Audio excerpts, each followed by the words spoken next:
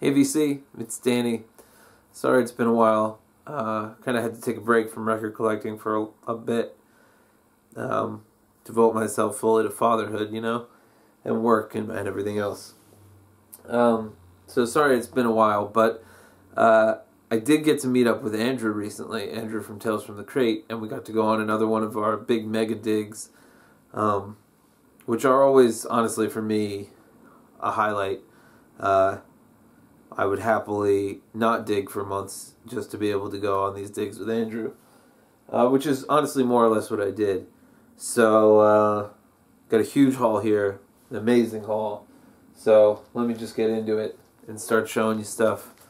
And you all know Andrew, and it's every bit as much a pleasure to go dig with him as you'd think it would be. And on top of that, he's an incredibly generous guy, and so the first thing that happened was I got into his car. He presented me with a stack of amazing records. The first one here is Blues, Rags, and Hollers by Spider John Kerner, Dave Snaker Ray, and Tony Little Gun Glover. I've seen Andrew show this. I think I've seen Jonathan, the Cheap and Cheerful record collector, show this. I've been wanting to get my hands on a copy for a while, and Andrew here has gotten me what looks to be an original Electro press. I thought he was telling me something about how there was some noise on it or something, but it plays beautifully. This is just very much in the vein of Dave Van Ronk. This is really faithful folk music from the 60s folk revival in New York. Although I think John Kerner is Minneapolis, wherever Dylan's from. He was a big influence on Dylan, an early influence on Dylan. Too much to show to linger too long, but really unbelievable stuff there. And then more Blues, Rags, and Hollers, lots more Blues, Rags, and Hollers. Just a continuation of the same. These guys were clearly fans and students of the old blues that they're playing, and they really managed to do it faithfully. It's a real treat. This is one I've been wanting to check out forever. The Folk Blues of Eric von Schmidt. Dylan mentions him in his autobiography, and so the name's been on my radar since then, but I don't really see his stuff too much. And Andrew said very much like Van Ronk, folk blues of the 60s revival, the kind of stuff Dylan would have been surrounded by when he first got to New York, which is a period I'm really interested in. So this is all great. Thank you so much, Andrew. It's just, exactly what my tastes are. And then, speaking of Dave Van Ronk, here's Ballads, Blues, and a Spiritual. Which either this is his first or his second. I'm not 100% sure. It's Dave Van Ronk. It's phenomenal. Like everything, but I really like the early, simple Dave and his guitar. I like everything Dave Van Ronk did, to be honest. Eric von Schmidt does the liner notes for this one. This is Dave Van Ronk sings. Dink's song, which was in Inside Llewyn Davis, is featured on here. Hesitation Blues. Please See That My Grave Is Kept Clean. Just a Closer Walk with Thee. Just great stuff. Dave Van Ronk. Big, bare voices, as Andrew, I think, has said in the past. Just a big, gravelly voice, and great guitar player.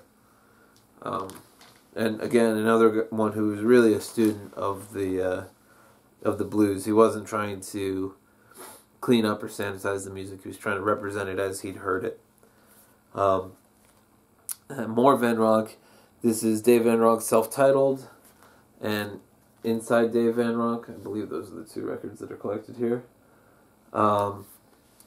This is actually an upgrade copy for me.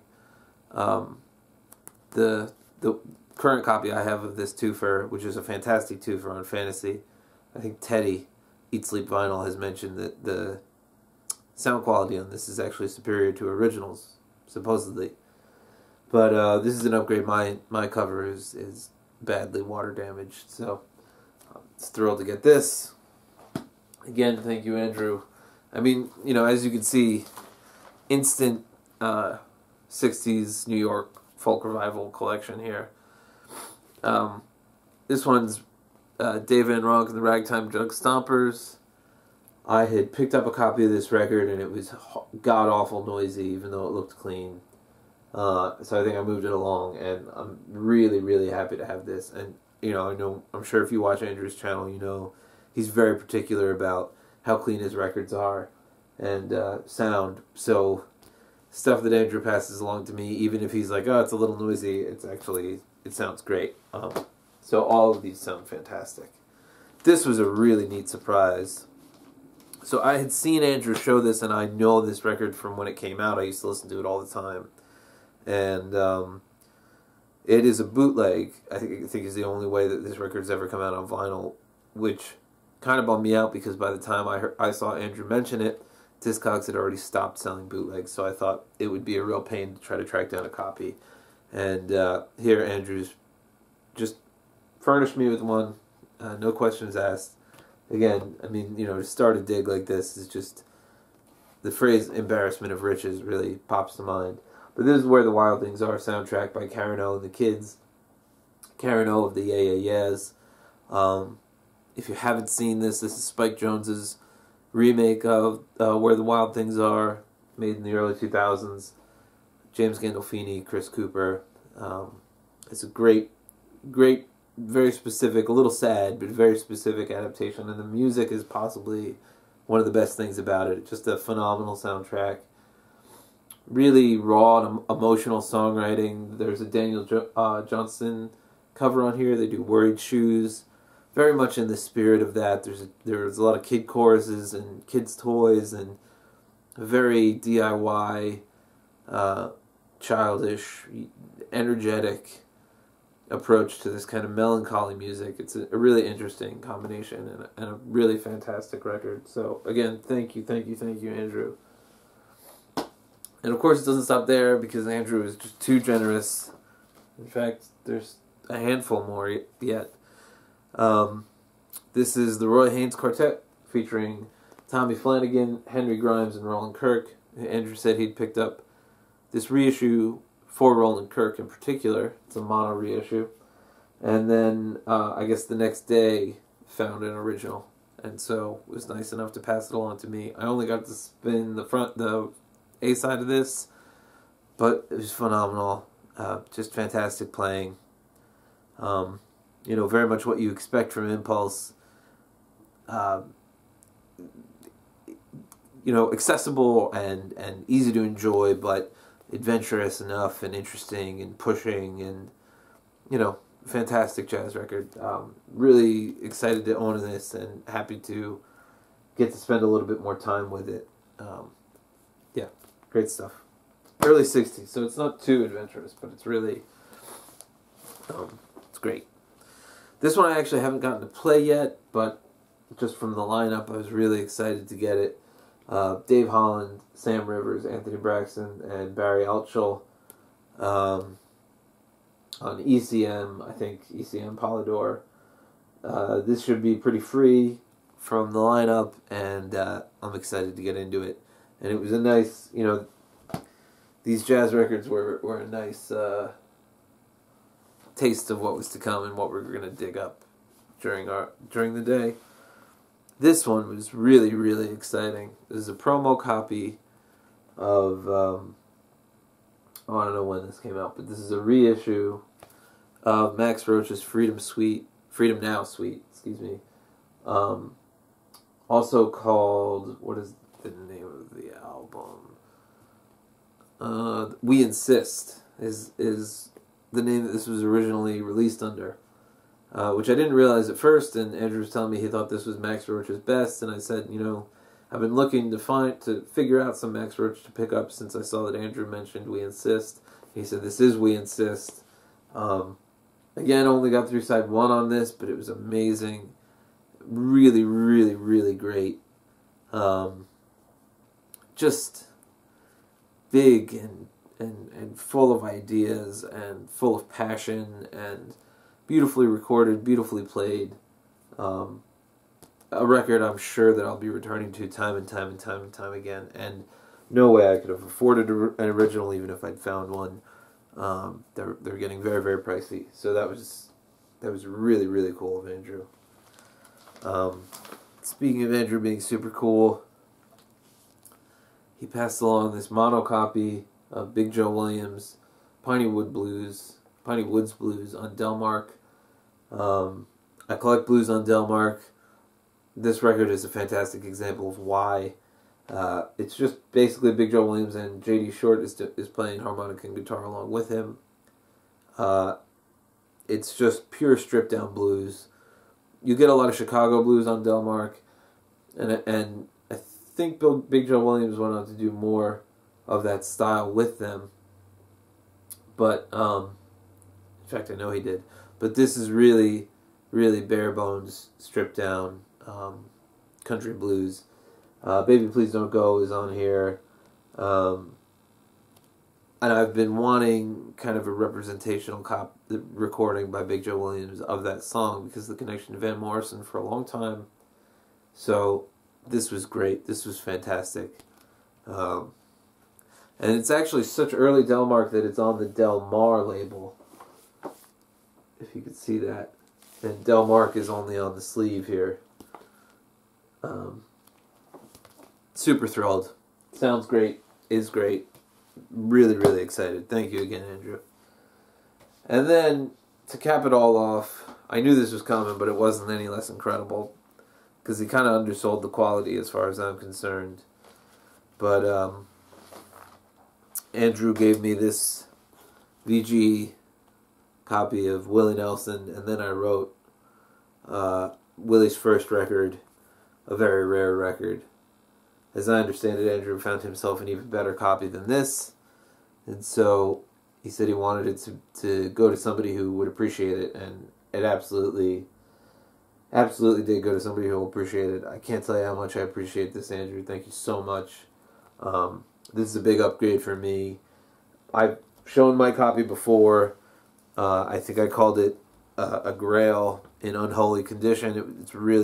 It's a little beat. It plays okay, but it's a little beat. This is a huge, huge upgrade. Sorry for that glare. I'm going to show you the Liberty label there. Yeah, I'm really blown away by this. Thank you, Andrew. I mean, that pile of records is so full of incredible music and so generous of you, and I just can't thank you enough. Really, really, really, really cool of you. Still kind of blown away by it, and really enjoying all the records in there. So thank you again. So last time we did this, I went backwards on our trip because my finds were kind of so good at excuse me, I'm about to sneeze. My finds were so good at Atomic Records, where we start our dig. So usually we start at Atomic Records, then we go to Freak Beat, then we go to Amoeba. That's what we've done every time we've gotten together, and it turns out pretty well for us. I think again the Atomic finds are good enough that I'm gonna go backwards. I'm gonna start at Amoeba, and then I'll move backwards to Atomic. So, and then I might have some bonus records for you there. So, one of the first things I found at Amoeba was this Dave Alexander, the Rattler, on Arhoolie. I don't know if I've said this before. I certainly told Andrew that a few years ago, not sure exactly when I would go to the Arhoolie website, they were selling tons of sealed new old stock for $10 to $15 a piece. And I was like, oh, this is cool. Good. I'll have to remember that this is here. And eventually it just disappeared. Then I found out that Arhoolie had been sold to Smithsonian Folkways. And that was a liquidation sale. And I haven't stopped kicking myself for not taking the opportunity to pick some more up, because the price on Arhoolie has just continued to climb. I've been passing this record up at $30 for a while. I was happy to find it for less than that at Amoeba, so I snagged it in very nice condition. Great piano blues, beautifully recorded. Super happy to have that. Another thing I always look for when I go to Amoeba is these Mississippi Records compilations. This is a gospel compilation called "Oh Graveyard, You Can't Hold Me Always," which it turns out after I picked it up is starting to get pretty scarce and prices are starting to climb, which can happen with these Mississippi Records comps after they go out of print. But this is an excellent compilation. I'm sorry to say this right after explaining that it's getting rare, but this was one that I would highly recommend. If you see it, pick it up. It's just everything on it, everything from instrumental, guitar, electric guitar, just, who's that? That was Reverend Lonnie Ferris, or Laura Rivers, That's All Right, which is, just this beautiful vocal, of a simple old blues type gospel. Things that sound like they were recorded up for small labels, 7 inches or 78s. Things that sound like they were done as field recordings. Just beautiful stuff. All in mono, mastered by Timothy Stollenwerk, who it says here is the best. And in terms of modern engineers mastering kind of old field recordings, old 78s, and kind of lost 7 inches, he really does do phenomenal work. That really enjoy that. Here's another one I was very happy to find. I've been trying to get Bell and Sebastian's whole run on early-ish pressings. Jeepster, Matador, if I can, late 90s, definitely early 2000s. Because I'm replacing a collection basically complete that I left back home in New Jersey, so I want to make sure if I do, I'm at least getting nice early pressings. All identifiers say that this might be a late 90s pressing, but it feels to me like an early 2000s pressing. I don't know if there's any tangible difference. Doesn't really matter. Sounds phenomenal. The Boy with the Arab Strap, a classic Bell and Sebastian record. It could have been a brilliant career. Sleep the Clock Around. Is it wicked not to care? The Boy with the Arab Strap. I mean, like all Bell and Sebastian records, I don't know, maybe this is just me, but I really take them in as albums. I listen to them front to back. Almost never skip anything. I just really enjoy where this band was in this period. I believe this came out in 98. This is not The Boy with the Arab Strap. Just a Smith-style black and white photo, with color laid over, obviously. I'm totally rambling. I love Bell and Sebastian. Those of you who also love Bell and Sebastian know this is a fantastic record. If you don't know Bell and Sebastian, their first run of records is really worth having. The first, everything up to Dear Catastrophe Waitress, I think, is really worth having. Fantastic band. Alright. So this one I picked up. This is Alan Silva and his Celestial Communication Luna Surface Orchestra, BYG Actuel 12. This is a reissue, which, to be honest, I didn't know when I picked it up, but I should have known from the price. It's very affordable. I only got through side 1, and so I need to listen to side 2. This is one of the few times I've picked up a free jazz record and felt like, I don't know that there's anything here to grab me. It does sound like a lot of noise to me on some level. This is kind of a cacophony from front to back. Andrew told me that when I picked it up. He said that's very free. So we'll see. Maybe I'll move it along. Maybe I'll find something interesting on the second side, or maybe on repeat listens it'll click with me. But Alan Silva's a bass player. Andrew and I had been talking about bass players and how we enjoyed bass players in jazz. So yeah, picked it up. I was happy to pick it up. I don't have any BYG Actuel. It's such a VC favorite. I thought it was about time. had kind of the opposite experience of this Sonny Murray record and Even Break, Never Give a Sucker. BYG Actuel 32, which I know I've seen shown in the VC. Really enjoyed this record. Really, really enjoyed this record. Connected with it instantly. Excited to put more time in. Excuse me, almost dropped it like an idiot. But yeah, this is fantastic. So thank you to Daniel Auden from New York, whose record this was. He kept it in beautiful condition. And I'm really thrilled to have that one. All right. Oh, sorry, I have to remove this from the sleeve here. Not sure if you're going to be able to see this, but this is Carla Bley's Escalator Over the Hill, which Andrew recommended highly to me. I think he described her as a female Tom Waits, and then kind of walked that back, and I know what he means. The energy-wise, I think that was an apt descriptor, even if the music doesn't just sound like female Tom Waits. Great lineup on here, but I'm not going to be able to dig it out in time. Bunch of free jazz players, fantastic players. Carla Bley, wife of Paul Bley, a name I've known for a while, since knowing Andrew, really. He introduced me to her name, and happy to finally get some of her music and dig in. And this was the absolute first thing I found at Amoeba, the last thing I'm going to show you here, but thrilled to have this, thrilled to find this on the wall, but you know, you could just reach out and grab it. From the same collection as the Sonny Murray record, this is In Pursuit of Blackness by Joe Henderson on Milestone, an original pressing. I'll show you that label because I love these Milestone labels.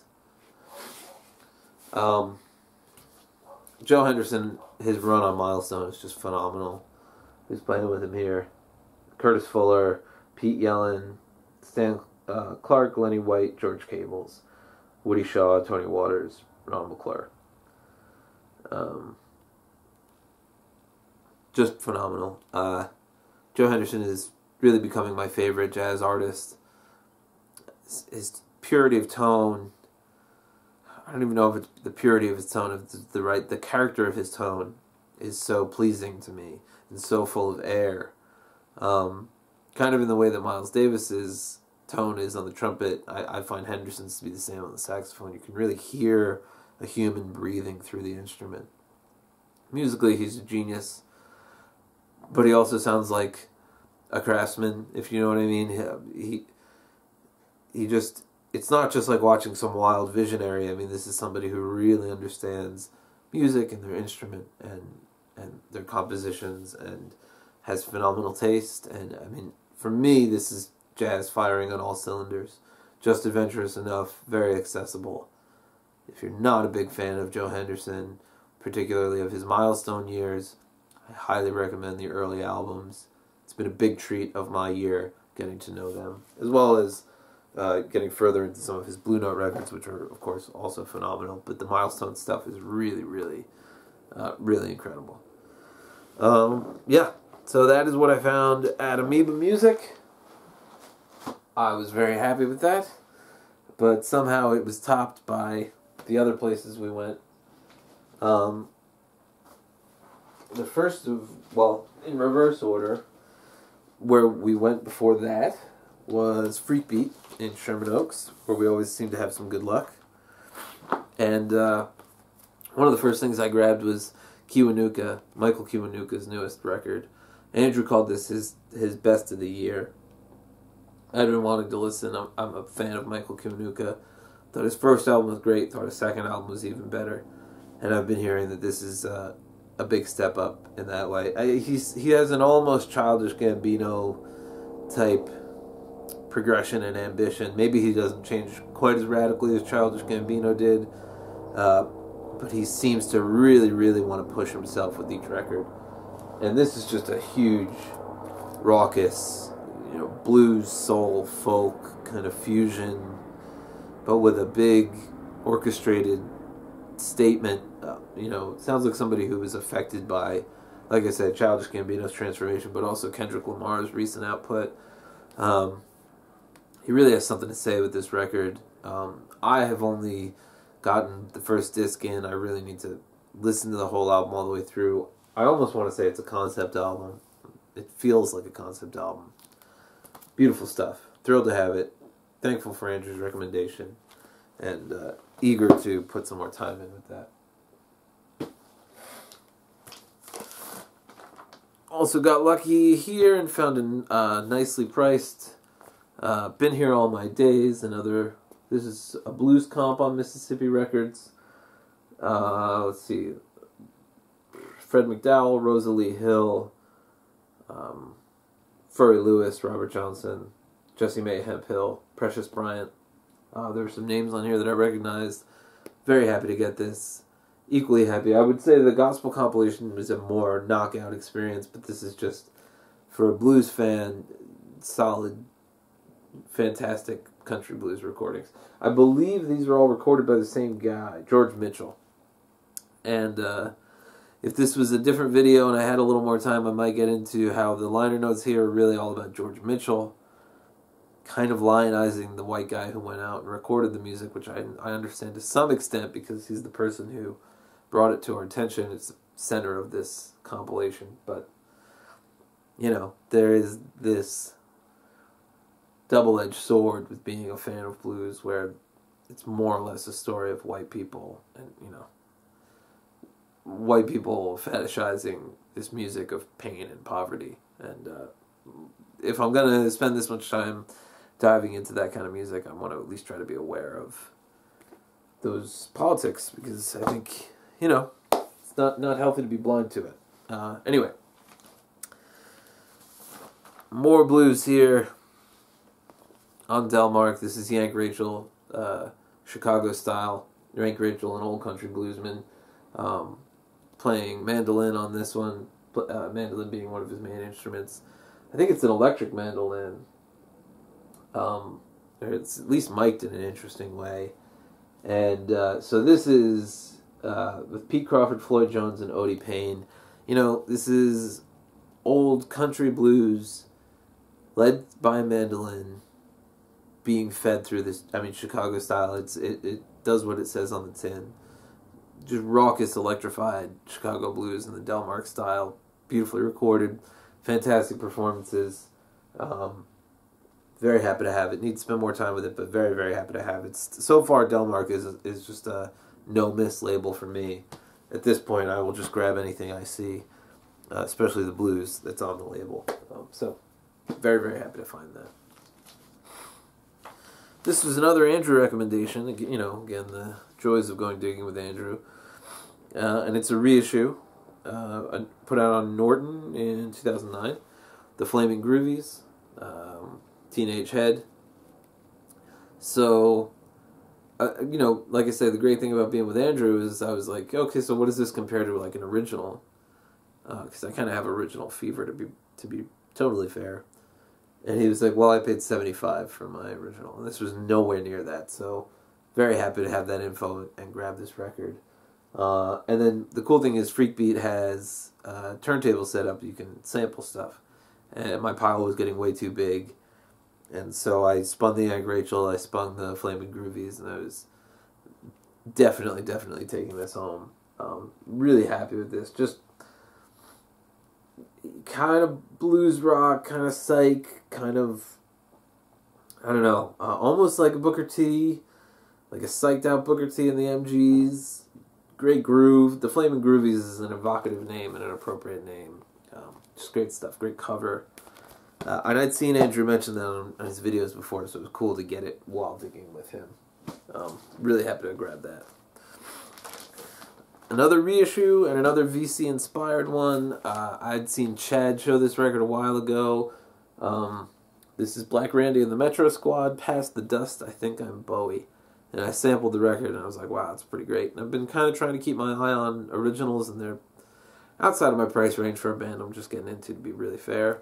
So, found this reissue, decided I'd take a chance.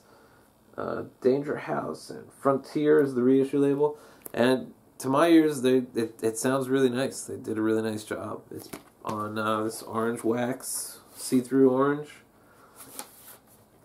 It's cool. It's a great record, and it sounds great. Very happy to find it. Thank you, Chad, for the recommendation.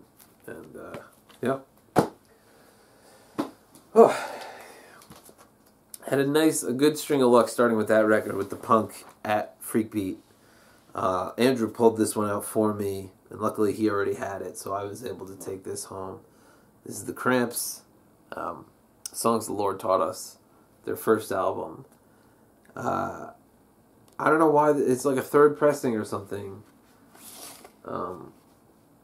but it was not expensive, and it had been marked down. This sticker says 20, and it's from 2010, and this one had it for 16, and it's from 2019. So I'm assuming somebody bought it, sold it back to them, and then they sold it again. I'm happy to be the person to bring this home. This is my second Cramps, both originals now, or at least early pressings. You know, the Cramps, unbelievable psychobilly punk. Just great, their own sound, great music. Steve Carlson's favorite band, I believe. So super happy, of course, to find this. This is one of the highlights of the day for me. But somehow still eclipsed by some of the other things that I found at Freak Beat. One of them being this record. This is the Angry Samoans. Is this self-titled? Inside My Brain. They're first. I believe they're first. This is it's listed as a 12-inch on Discogs. It plays at 45. And I guess it's a little short. Maybe it's almost like EP length, somewhere between an EP and a record. Regardless, it sounds phenomenal, which I was a little blown away by. And the music is fantastic. I'd passed this up a good while ago at Atomic for a steal of a price because it just was already at capacity budget-wise. And I had to pay more this time around, but I still got it for a good deal compared to what it can go for. And it's a beautiful copy. Yeah, really thrilled. Bad Trip Records.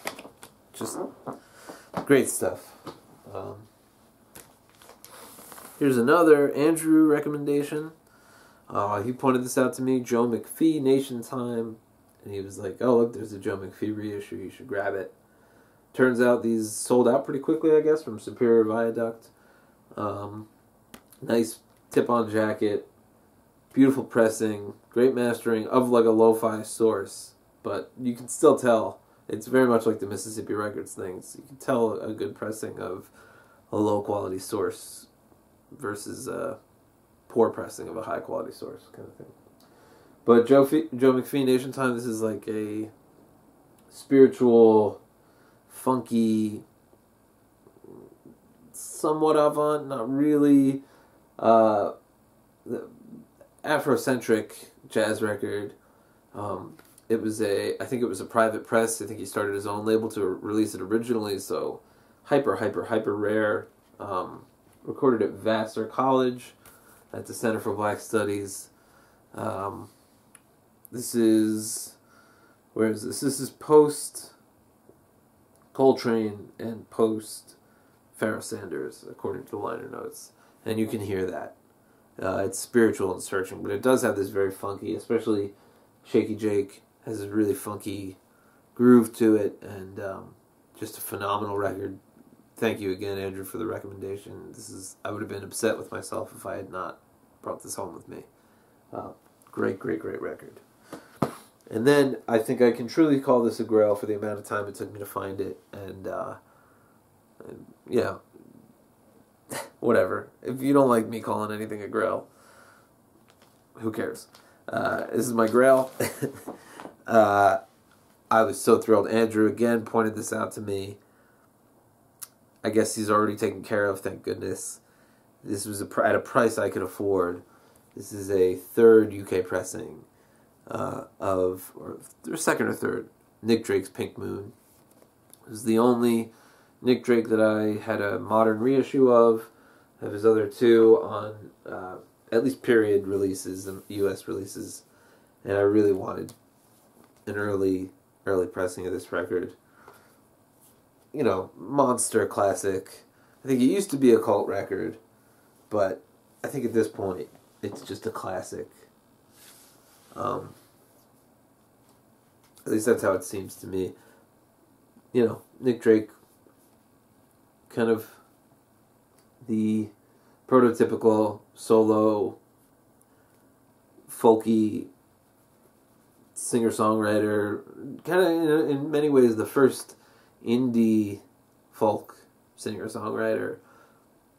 Some kind of a precursor to Elliott Smith in some ways, spiritual, haunting, definitely a precursor to Jeff Buckley.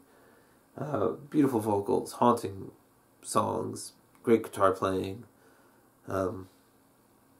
Beautifully recorded. He plays some piano along with himself. It's all him. You know, if you know Nick Drake, you know why I call this a grail, and why I'm so thrilled to pick up a copy at a really fair price. If you don't know Nick Drake by any chance, and you like folky stuff at all, absolutely check out Nick Drake, and I think Pink Moon is the place to start. Not to tell you all something you don't know. You already know. So that was my haul at Freak Beat. Finding Pink Moon was a real highlight. I mean, I wasn't expecting it, and I was kind of bowled over. And again, like I said, at a price I could afford, I was even more shocked. So finally we get back to Atomic Records, where we started our dig. We always start at Atomic because we tend to find the most there. And so you kind of can blow the budget, and then you know what you have left for the other two places. So the last time we went, Andrew had recommended this to me, and I didn't pick it up. And then I was kind of kicking myself, and I was thinking about it for a few days before we met up again. And there was a copy there. This is Ray Brown Jazz Cello. So through most of this, he's playing a cello, which he adapted to be able to be played like an upright bass. But just lots of great bass lines and, you know, kind of grooving bass solos and lots of slides. And because of the cello, you can really hear what he's doing and plucking. And it's pretty straight ahead overall, but the solos he takes are really great. That's what Andrew told me, and that definitely held up to be true. This was another, Andrew spotted this, recommended it to me. I can't tell if this is an original or a repress. It's so clean that I want to say it's a repress, but all the other signs point to it being an original. Art Ensemble of Chicago. This is phenomenal. Andrew was like, you know, if you're still looking to explore Art Ensemble, this is a really great place to start. And this is possibly the most accessible record I've heard from them. Lots of African polyrhythms and you know, African beats, and it's just really phenomenal. Only kind of dipped my toe in so far, but was thrilled to have it, and very happy to go back. Here's another I've been wondering for a while, and Andrew really helped guide me here. I've been wondering for a while where to start with Albert Ayler. And Andrew told me this one, Spirits Rejoice, is a good place to start. This is a reissue on Get Back. Don't think there's any chance of me finding an original, and I don't really like to go deep on an original when I'm just trying out an artist. But Albert Ayler, kind of avant-free sax player, tenor sax player. Andrew was telling me he kind of saw himself as part of a holy trinity with Coltrane and I'm not going to be able to think of the other sax player who he mentioned. Whatever, Parker maybe, but regardless, Andrew was saying he had a bit of an ego, so it'll be interesting to check that out. Been wanting to check him out for a while. Somebody must have dumped a big old countries collection at Atomic. Had found a bunch of great country records. This is the Louvin Brothers' Sacred Songs, some of their early gospel stuff. This is put out by Country Classics. I haven't really looked up the pressing or what this record was originally. But But it sounds great. You know, the Louvin brothers, the legend being that they used to lay under the bed together, back to back, and sing together, and they could hear each other's voice vibrating, and so they just, they just had a connection. Ira died tragically young. Charlie went on to continue recording music for a while, solo, some of which is very good. So here's another, The Family Who Prays, on Capitol. Some more of the Louvin Brothers Gospel. Preach the Gospel, Satan and the Saint, Swing Low, Sweet Chariot, Satan Lied to Me.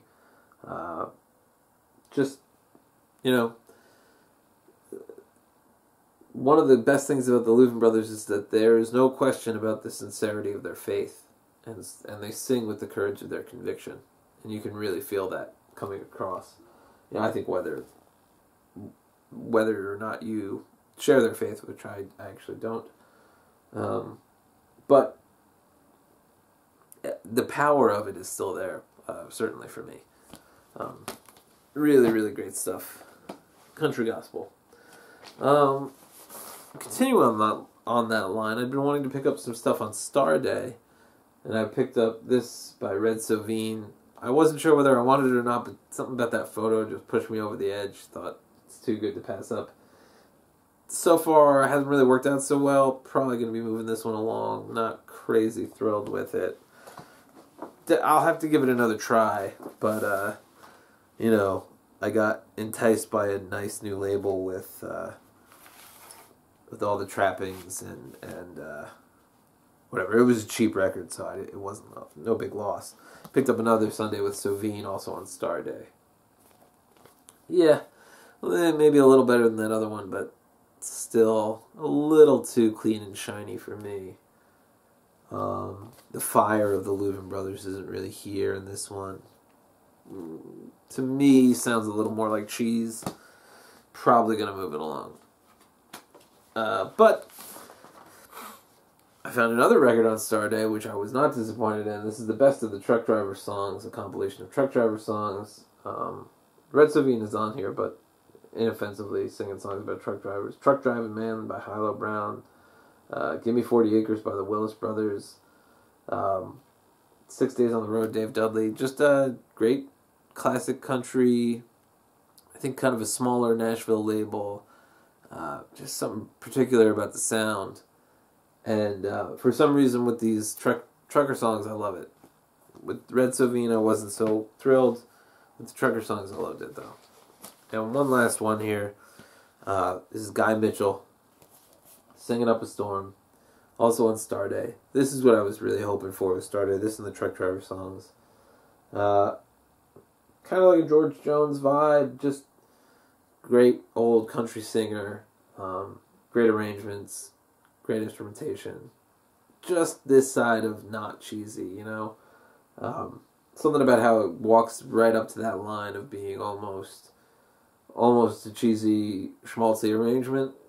When it works, it makes it really rewarding. And I really like early Willie. I like early Waylon when they were still doing the Nashville sound, kind of country pop star thing. I think when it works great. When it doesn't work, it's cheesy and schmaltzy. But that's true of many things in music. Speaking of Willie and Waylon, this, I think it's a repress, but Willie Nelson, Yesterday's Wine, one of the Willie records that for some reason has eluded me, and sometimes goes quite high online. I don't really understand why. Concept album, gospel record by Willie. Beautiful stuff at the height of his, really in his prime. Family Bible's on here, Yesterday's Wine, Me and Paul. Just Willie Nelson in top form. You can't really ask for more if you're a Willie fan in particular. And Waylon, Are You Ready for the Country? I want to say this is where he first became the Waylon that a lot of us know now. He was starting to get the black leather vest and the black shirt, and got some facial hair and a cigarette. He's taking on the outlaw bad boy image a little bit more. This is a promo copy.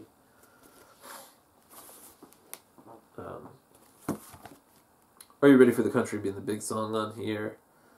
But great stuff. Great stuff. Love Waylon Jennings. And the early stuff is the stuff I've had the prime period stuff for so long. The early stuff is what's calling me lately. Here's another one I was very, very happy to find. So I think we all know OJC, but there's also OBC, Original Blues Classics, where they reissue all the old Prestige Bluesville recordings that Rudy Van Gelder did.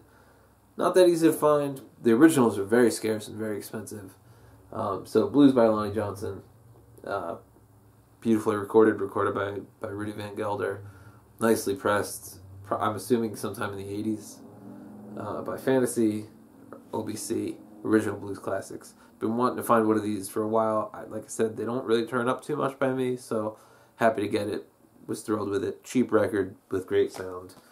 Great blues performance. And I know I showed one more Arhoolie before, and I told my little story, and this one was priced high. But, you know, that's the point of our trips, is to go and have fun digging and collecting. And so I picked this up, John Littlejohn's Chicago Blues Stars on Arhoolie. Stamped as a review copy, not for sale, but it's a stock label, so... just phenomenal blues record. Fantastic blues. You know, this is kind of the full-on, like, they got the saxophone and all electrified instruments, and it's just really driving, fun, full, like, 60s blues sound. Great stuff. Jump blues, I don't know exactly. I'm later coming to Chicago blues and modern blues, relatively modern blues. I spent a lot of time listening to pre-war blues and older stuff, so don't know all the names, but I know the good stuff when I hear it. And this John Littlejohn's Chicago Blues Stars. I guess it's just Chicago Blues. It's phenomenal. It's phenomenal. So before these trips, I always have some dreaming of something I want to find, some obscurity or something, and I seem to hit a lot of them on this trip. Starday was one of them. I wanted to find some British library records, or European library records, and there was one on the wall, but it was priced too high. But at least I found it. And another thing that I was hoping to find was something on Discos Fuentes, which is a Colombian record label. And I was just hoping to find something on the label. I've been looking for something on the label for a while, and I never really see it. And they're a little pricey when you try to track them down online. This is De Nuevo Los Hispanos, Los Auténticos, El Ritmo Inconfundible de Colombia. There's some cumbias on here, some merengues, some calypso. It's a really fun record. Sounds great. Great energy. Just beautiful Colombian music. Pretty traditional sounding. Full of life. I mean, some of the things that I love about Irish music and American roots music, I mean, it's kind of the same thing that I'm finding here, just from a different country. So, you know, and, you know, there's also something just about these like, it has almost like European, like, floppy sleeves, but a really nice thick record, and, you know, there's something about the object that I find really enticing and appealing. This, it was on my list of things I was hoping to find, but I really was not expecting to see this at all. But I found a George Ben record at the very back of the Brazil section at Atomic, which usually doesn't turn much up. This is a later record for him, I think, although he made so many so quickly. It's not that late in his career. 10 Años de Bois, George Ben. George Ben is, I guess, a big superstar in Brazil and kind of a cult classic up here in the States. Brazilian, kind of, I don't know if this counts as rare groove, but it's really groovy, kind of rocky, soulful, just beautiful music. I don't know much about Brazilian music, but I knew that Jorge Ben was a good place to start. I got a reissue of one of his other records. This is my second by him. I'm definitely going to be continuing to collect. I think Andrew might have been hoping I put this down so he could grab it, but he got something more than something that I wish I could have gotten. So I think it all evens out. Yeah, very happy to find this on Philips. Seems to have been his label. Yeah, super happy. And Grails on Grails on Grails, kind of. Andrew pointed this one out to me. Again, he must already have it. Kind of technically I do too, but how are you going to say no to Roy Harper's Stormcock? This is a repress on Awareness, but still a UK press. And I think a relatively early repress. Second or third period, though, I'm pretty sure. Possibly 80s. But Roy Harper's Stormcock, it took me years to find a copy of this. The copy I have is not a gatefold, so I thought that was enough of a reason to bring this one home. The sound on this is phenomenal. This record is incredible. Hors d'oeuvres, same old rock. One-man rock and roll band, me and my woman. There's 4 songs on it. Every single one a masterpiece. Every one an epic. If you don't know Stormcock by Roy Harper, amend that. Fix that. Get to know this incredible record. Look at this crazy gatefold. So happy to get the gatefold. Yeah, I don't know what else to say. A classic, I think, record collector's record. Big influence on Joanna Newsom. I think he was buddies with the guys in Pink Floyd. Hats off to Roy Harper. Have a Cigar, I think he wrote. And he claims that The Wall is his concept. That he came up with the concept behind The Wall. At least these are all the secondhand things I hear about Roy Harper. What I know firsthand is his music is haunting, beautiful, entrancing. Yeah, I don't know. I can't say enough good things about it. Really, really, really happy to get this beautiful copy of Stormcock. One that took, like I said, years and years to find. So, couldn't pass it up, even if it was the second time I'd found it. And then for real, I really mean this. This is a Grail. I'd been dreaming about this for months, since I kind of left it behind last time. I brought in a big pile of trade, made a few tough decisions so that I could come home with this, and it paid off. I got my dream number for my trade, and I was able to grab this. It's probably now my most expensive record. Worth it though to me. One of my favorite artists. And John, Digital Gramophone. I know I didn't respond to your comment on the last video, but I did see it. So hopefully this makes up for your disappointment in my last video. This is James Carr, A Man Needs a Woman. Original on gold wax. It's stereo record, stereo pressing. James Carr is kind of a lost classic soul singer in some respects. I mean, he's known, I think, to heads and to record collectors, but he's just a phenomenal singer. I think a lot of the stuff that we turn up as record collectors, the rarity influences our opinion about how good it is. I can say confidently that is not the case with James Carr. He stands up to Otis Redding. He stands up to Solomon Burke. He stands up to Sam Cooke and to James Brown and to Aretha Franklin. And Nina Simone. I did versions of songs that he did. Dark End of the Street was really his signature song. I don't know enough. I haven't put in enough research. I get the feeling that he was right up there with his peers and just was kind of not remembered quite as fondly or as well. But just an unbelievable singer. an unbelievable interpreter of song.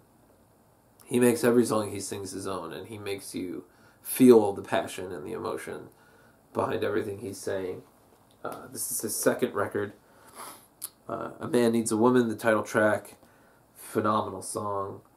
I'm a Fool for You. Gonna Send You Back to Georgia, which is a funny one. The Dark End of the Street, his signature song. Haunting, gorgeous, incredible recording. I think Ry Cooder's version on Boomer's Story must be aware of James Carr's version. Just something about the phrasing and the soulfulness seems very related. You Got My Mind Messed Up, another great song by him. And a few of these are also on his first record. I don't know what to say. This is just beautiful, phenomenal, in really nice condition. It's a drill hole. It's not perfect.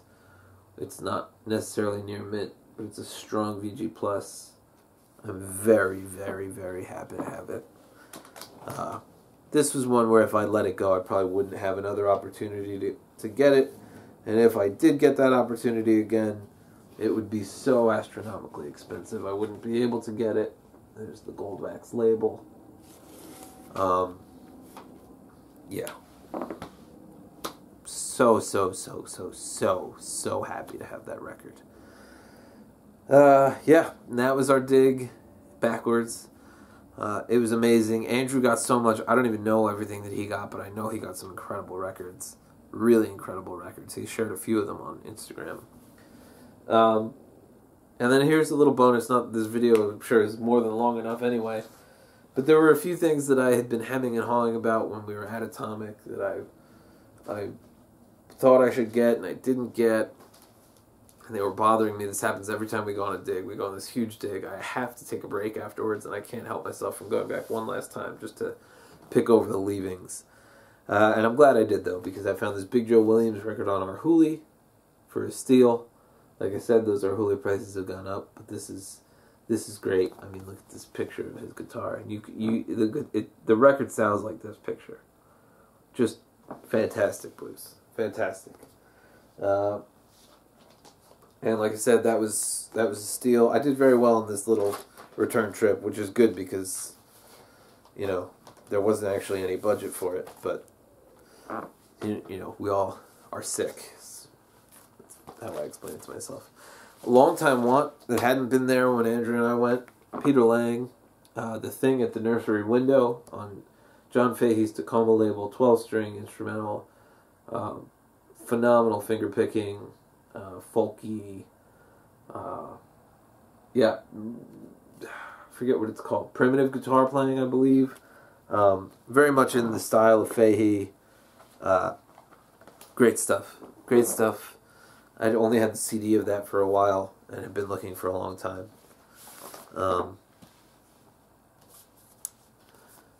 This also hadn't been there, I don't think, when I went with Andrew. At least I hadn't seen it. Sonny Rollins' next album, on Milestone.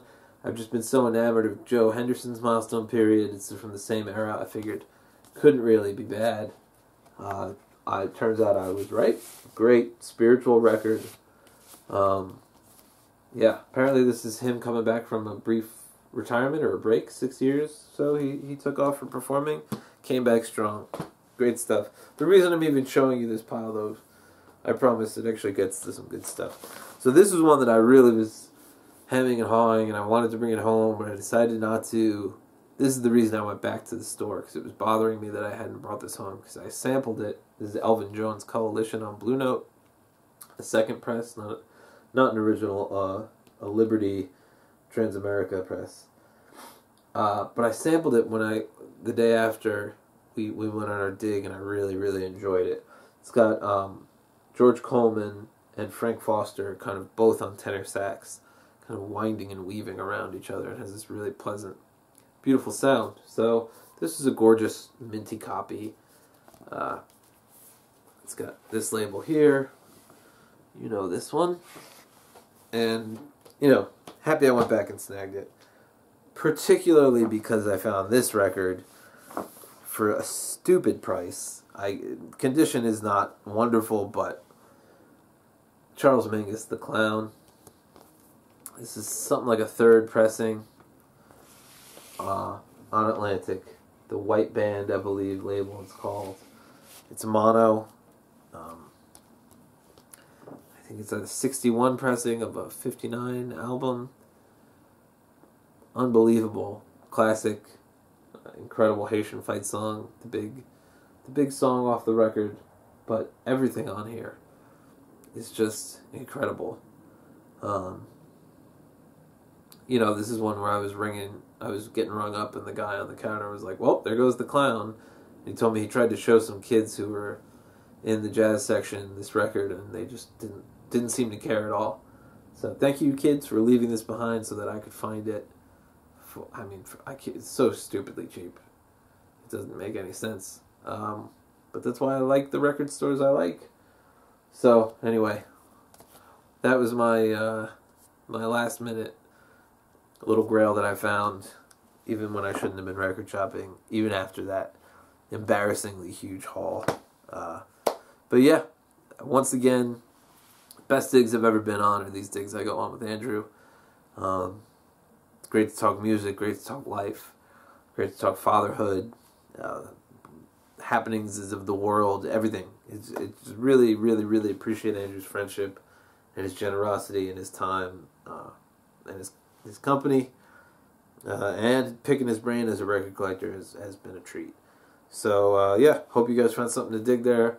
I will be busy for months just going through this pile here. So take care, VC.